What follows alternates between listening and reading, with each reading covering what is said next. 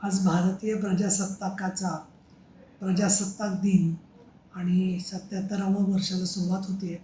आपण खूप मोठी वाटचाल करून आलेलो आहोत आणि भारताची राज्यघटना अस्तित्वात आली आणि एका अर्थाने भारत हे सार्वभौम राष्ट्र झालं. त्यामध्ये प्रत्येक नागरिकाला, ते कोणत्या जातीचे, धर्माचे, वंशाचे किंवा स्त्री पुरुष वेगवेगळ्या लिंगाचे कोणीही तुम्ही व्यक्ती असा, प्रत्येकाला समान अधिकार आहेत आणि जात, वंश, धर्म किंवा श्रीमंत गरीब याच्यावरून कुणालाही डावललं जाता येणार नाही. अशा प्रकारचा निर्णय, अतिशय क्रांतिकारी अशी घटना आपली प्रत्यक्षात आलेली आहे. असं जरी असलं तरी समाजामध्ये सर्वसामान्य माणसाचे काय काय अधिकार आहेत याच्याबद्दल आजही खूप तीव्र भावना वेगवेगळ्या लोकांच्या आहेत.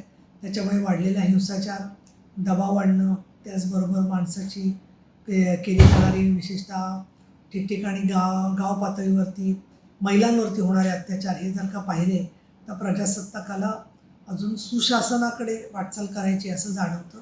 महाराष्ट्राच्या विधिमंडळामध्ये आज आम्ही ध्वजारोहण केलं. सन्माननीय सभापती राम शिंदे यांच्या हस्ते आणि माझ्या उपस्थितीमध्ये आणि आमचे चारही सचिव त्यांच्या उपस्थितीमध्ये हे ध्वजारोहण झालं.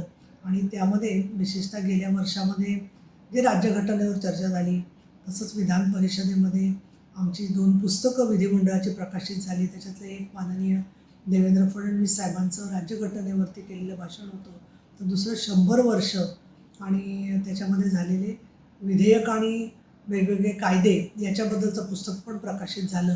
त्याचा सगळा उल्लेख करण्यात आला.